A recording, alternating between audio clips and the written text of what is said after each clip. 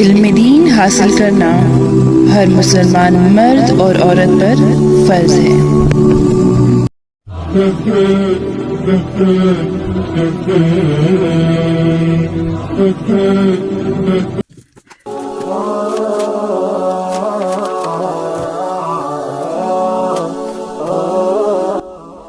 گرانو کتن کو بخیر راغلی۔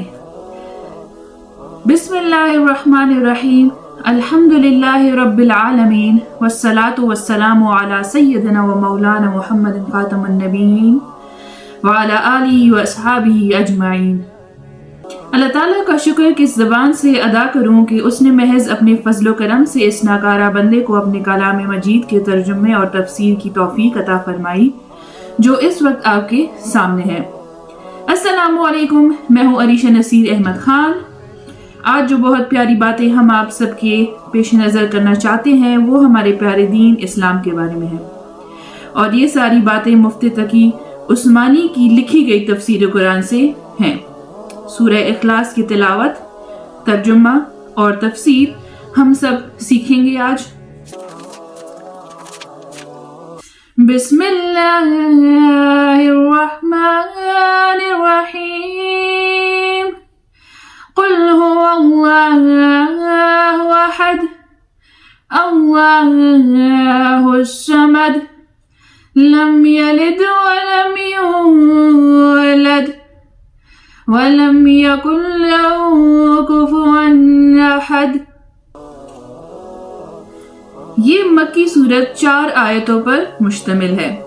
شروع اللہ کے نام سے جو سب پر مہربان بہت مہربان ہے۔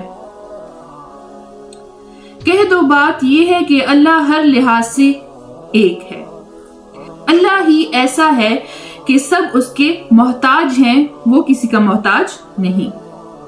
نہ اس کی کوئی اولاد ہے اور نہ وہ کسی کی اولاد ہے، اور اس کے جوڑ کا کوئی بھی نہیں ہے۔ تفسیر کی طرف جاتے ہیں۔ بعض کافروں نے حضور اقدس صلی اللہ علیہ وآلہ وسلم سے پوچھا تھا کہ جس خدا کی عبادت کرتے ہیں وہ کیسا ہے، یعنی حضور صلی اللہ علیہ وسلم جس خدا کی عبادت کرتے ہیں وہ کیسا ہے، اس کا حسب نسب بیان کر کے اس کا تعارف تو کرائیے۔ اس کے جواب میں یہ سورت نازل ہوئی۔ یہ قرآن کریم کے لفظ احد کا ترجمہ کرنے کی کوشش کی گئی ہے۔ صرف ایک کا لفظ اس کے پورے معنی ظاہر نہیں کرتا۔ ہر لحاظ سے ایک ہونے کا مطلب یہ ہے کہ اس کی ذات اس طرح ایک ہے کہ اس کے نہ اجزاء ہیں نہ حصے ہیں، اور نہ اس کی صفات کسی اور میں پائی جاتی ہے۔ وہ اپنی ذات میں بھی ایک ہے اور اپنی صفات میں بھی۔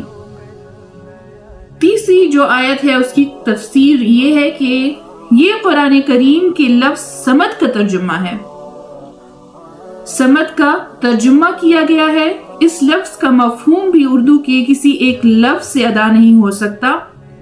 عربی میں صمد اس کو کہتے ہیں جس سے آپ سب لوگ اپنی مشکلات میں مدد مانگنے کے لیے رجوع کرتے ہوں اور سب اس کے محتاج ہوں اور وہ خود کسی کا محتاج نہ ہو۔ عام طور سے اختصار کے پیش نظر اس لفظ کا ترجمہ بے نیاز کیا جاتا ہے، لیکن وہ اس کے صرف ایک پہلو کو ظاہر کرتا ہے کہ وہ کسی کا محتاج نہیں ہے، لیکن یہ پہلو اس میں نہیں آتا کہ سب اس کے محتاج ہیں۔ اس لیے یہاں ایک لفظ سے ترجمہ کرنے کی بجائے اس کا پورا مفہوم بیان کیا گیا ہے۔ چوتھی آیت کی طرف جاتے ہیں۔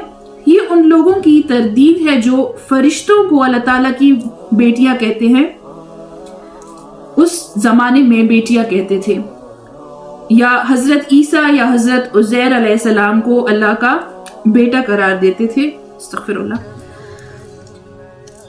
یعنی کوئی نہیں ہے جو کسی معاملے میں اس کی برابری یا ہمسری کر سکے۔ اس سورت کی ان 4 مختصر آیتوں میں اللہ تعالیٰ کی توحید کو انتہائی جامع انداز میں بیان فرمایا گیا ہے۔ پہلی آیت میں ان کی تردید ہے جو ایک سے زیادہ خداؤں کے قائل ہیں، دوسری آیت میں ان کی تردید ہے جو اللہ تعالیٰ کو ماننے کے باوجود کسی اور کو اپنا مشکل کشا، کارساز یا حاجت روا قرار دیتے ہیں۔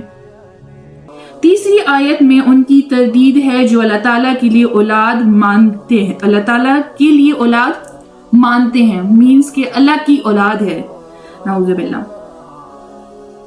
اور چوتھی آیت میں ان لوگوں کا رد کیا گیا ہے جو اللہ تعالیٰ کی کسی بھی صفت میں کسی اور کی برابری کے قائل ہیں۔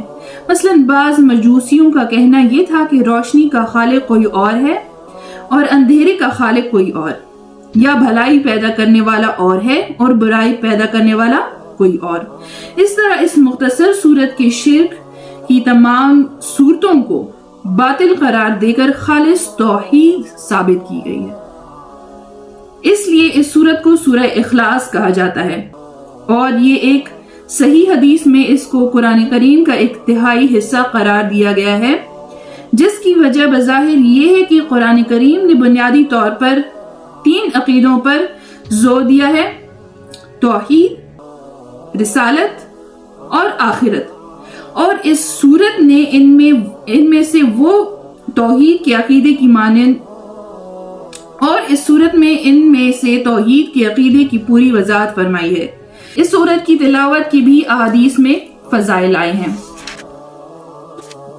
امید ہے آپ سب کو یہ ویڈیو اچھی لگی ہوگی اور مزید باقی مسلمانوں کے ساتھ بھی شیئر کریں گے۔ نیکسٹ ویڈیو تک کے لیے میں آپ سب سے اجازت چاہتی ہوں۔ اللہ حافظ، اللہ پو امان۔